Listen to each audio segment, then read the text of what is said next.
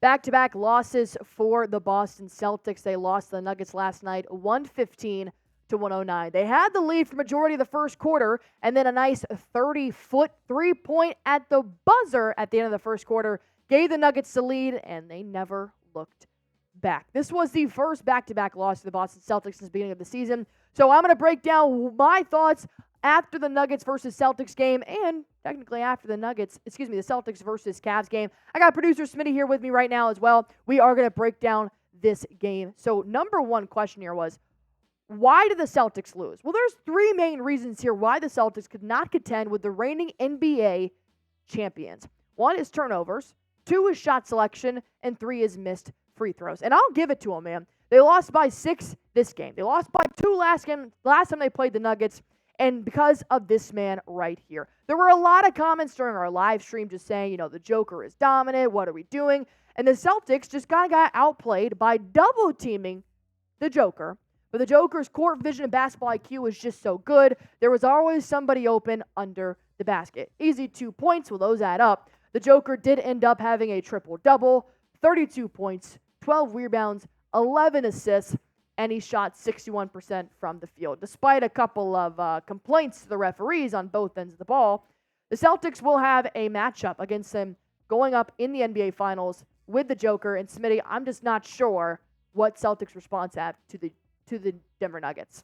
I really don't think that Boston has the most suitable matchup for Nikola Jokic. I mean, he used his muscle to get down low and put Kristaps Porzingis out of position, too deep under the basket. And when the double team came, he found the open man. He knows which of his teammates are. He knows where his teammates are at all times on the floor. He's impossible to guard. And the Celtics are just one of many teams here in this NBA that really doesn't have much of an answer for him. And I'm very worried about our ability to guard Nikola Jokic. I don't think we have anyone that's really able to take the guy one-on-one. And when it really comes down to it in NBA Finals, I mean, you look at this triple-double, right?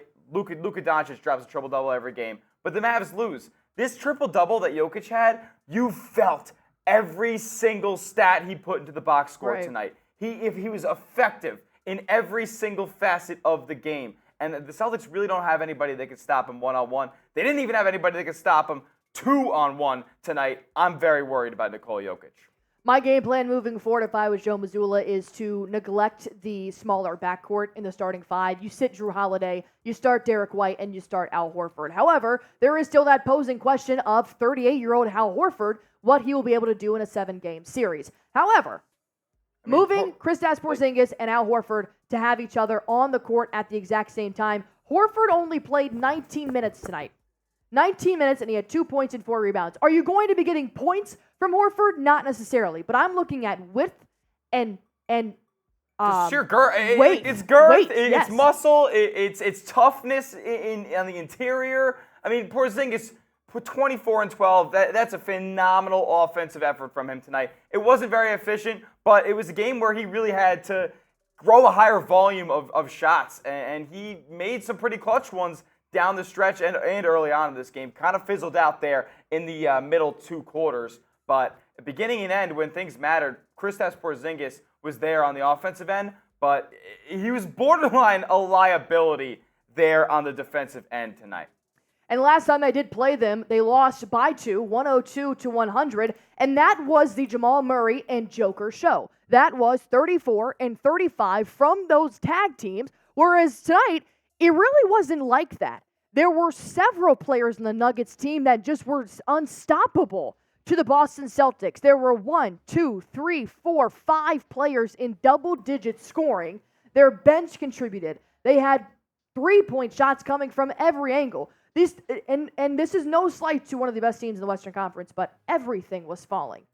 Will that happen in a 7-game series? I don't know. I'm not as worried as you, Smitty, personally. And I understand where the worries are coming from. You absolutely should have a little bit of a concern going on. However, losing by 2 and losing by 6, there is definitely a mismatch there, but the Joker does this to everybody. Everybody. That's why they just won the NBA Finals. You're going to have to contribute. Joe Mazzulla is going to have to step up and go head-to-head to find out a better game plan to go up against the Nuggets if this were to be an NBA Finals rematch. Yeah, I mean, listen, the Nuggets had a ton of firepower. We're going to talk about the Celtics end of things really on the second half of this video, but I'm more so just thinking about this sheer matchup for us down the stretch of the NBA season. You got a guy like Peyton Watson who's just giving you an absolute spark there off the bench. A guy like Christian Brown, who is a proven winner at the collegiate and the pro level last year as a part of that championship team. And he's coming in and 7 points, yeah, whatever. But 6 boards there off the bench. That is effort, and that is just hustle that the guy provides on a night where the Celtics really didn't have as much of that. So I don't know. I'm very much worried about the Nuggets. I want to know what you guys think, though. Can the Nuggets beat the Celtics in a 7-game series? I don't know. Let me know down in the chat. What do you think? I'm going to go with no. I really am. I promise you this, in a 7-game series, you're not going to see Christian Watson dropping 11 points. You're not. The Celtics do still have one of the best rosters in the NBA. I feel very confident in saying that. Do the Nuggets as well? Absolutely. That's why the Western Conference has always been better than the Eastern Conference.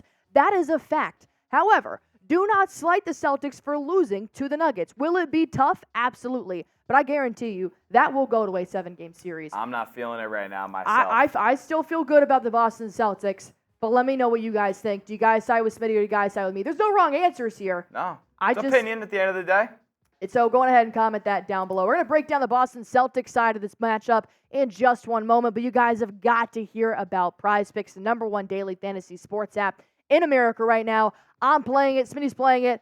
Here's why you guys should too. It's super easy. Just pick between 2 to 6 players and pick more or less on a player's projected stats, and you can win up to 25 times your money on any entry. And look, you can now win up to 100 times your money on Prize Picks with as little as 4 correct picks. You can turn $10 into $1,000 with NBA, NHL, college basketball, men and women's entries today on Prize Picks, the #1 daily fantasy sports app. These are my Prize Picks for last night. And I do want to bring up the Prize Picks from last night because Tatum had 15 points, nowhere near 27.5.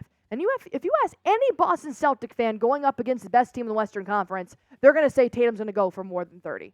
Absolutely. He didn't show up that game, and that's a little bit tough. We're going to break that down the second half of the show. Nikola Jokic, of course, I'm always going to take the more. That's actually a demon. Bigger payout, harder pick. So I went more on both. You guys can go ahead and make your Prize Picks for the upcoming NBA, NHL, numerous sports categories games. Just go to prizepicks.com/CLNS. Use promo code CLNS for a first-time deposit match up to $100. Pick more, pick less. It is that easy.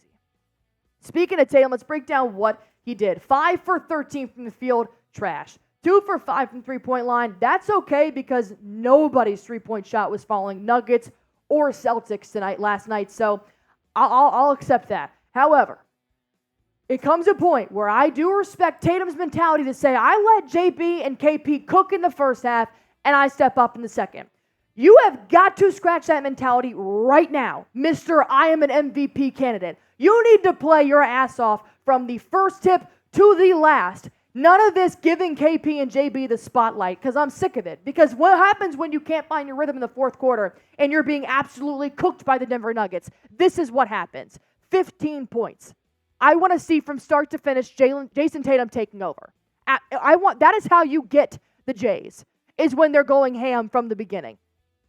I mean, he just seems to have lost the killer instinct that he has in some games. You know, when he plays against Joel Embiid, the guy he's beaten a bazillion times in the regular season, in the postseason, wiped the floor with them, he gets that aggressive nature. He doesn't have it yet. He didn't have it against the Warriors in 2022. He hasn't had it against the Denver Nuggets. He's consistently lost to them this season and seasons prior. The Celtics have had issues in Denver. Listen, I'm not exactly very enthused about this Jayson Tatum performance, the last Jayson Tatum performance. It's too streaky right now. I have serious doubts. And I've never been there before. I've always thought he could be the guy who can take and make the big shots.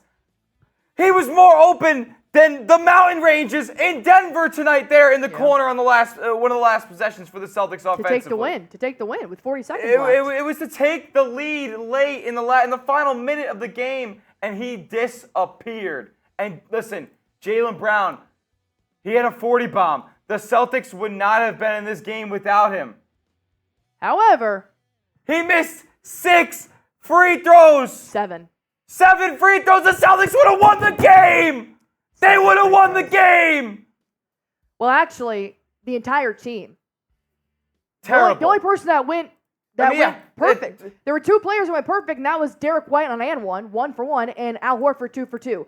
Tatum, Porzingis, Jaylen Brown, they all missed their free throws. I think that's a great transition point. Let's talk about Derrick White right now, because want to know why? He was absolutely terrible. Not only tonight, over the last 2 games. 10 points? We tried to will this guy into the All-Star game, and you're giving me 10 points in 2 games? Listen, the interior defense is fantastic. I'd argue he's the best interior defender on the Boston Celtics right now. But you can't give us 10 in the last 2 games. This is supposed to be the time where teams are hitting their stride, becoming the team that we're going to see them be in the postseason. I don't want the Celtics peaking in February. They need to peak in April, May, and June. And they are seeming to be on the downturn right now. Derrick White is a part of that downturn. Derrick White's kind of been on the downturn since 2024 started, because I want to bring up this game that happened in 2023, the Nuggets and the Celtics when they played earlier this season. Derrick White was the leading scorer of that game. 24 points. He went 9 for 18 from the field, 5 for 12 from the three-point line, and he had 5 assists. That's a Derrick White that we know he can be. And that was a game they lost by 2. And there were 3 players on that team. 22 points, 21, 24 points.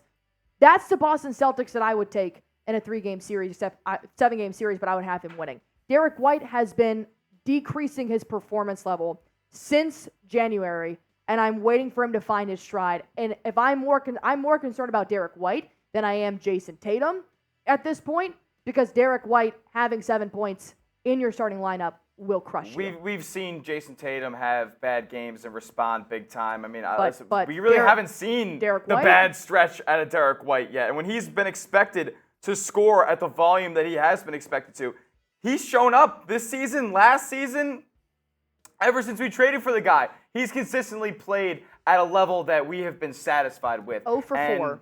Since 2024 has begun, I guess, Allie, he has been horrific. Yes. And shout out to Drew Holiday for coming alive in the last 5 minutes. But where were you for the first 40? Well, that's never been his game.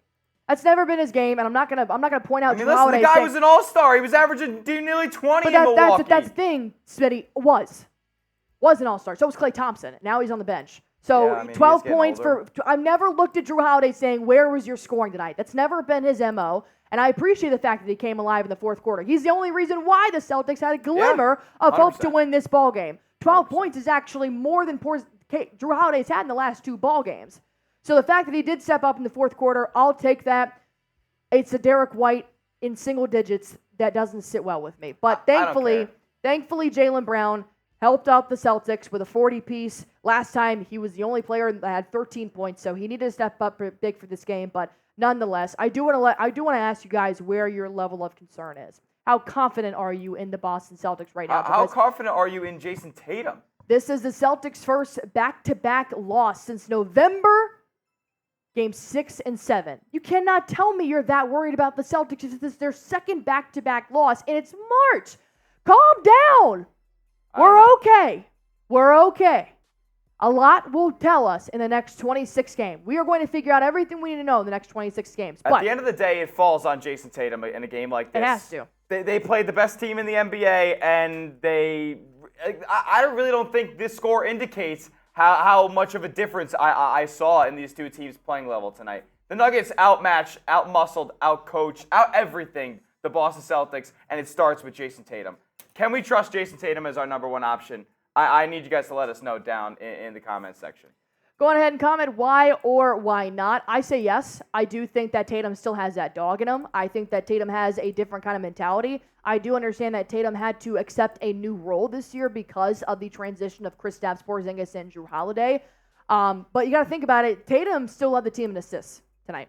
8 assists. So while he may not be scoring, I do still think he can facilitate in other areas of the court. So I have my faith in Jayson Tatum to lead us to an NBA Finals, but I will need to see a little bit more from him on both ends. I'll say this. I haven't lost faith, but he's been giving me doubts for the first time ever. I've followed this kid since he committed to Duke. This is the first time I've ever had doubts this stretch of basketball. Yeah. Let us know down in the comments section how concerned you are. While you guys are there, we gained over 100 subscribers last night on our watch party. Thank you guys so much to everybody that has subscribed, but we do not stop here. If you guys want nonstop Boston Celtics coverage, all you guys have to do is hit that sub button for me.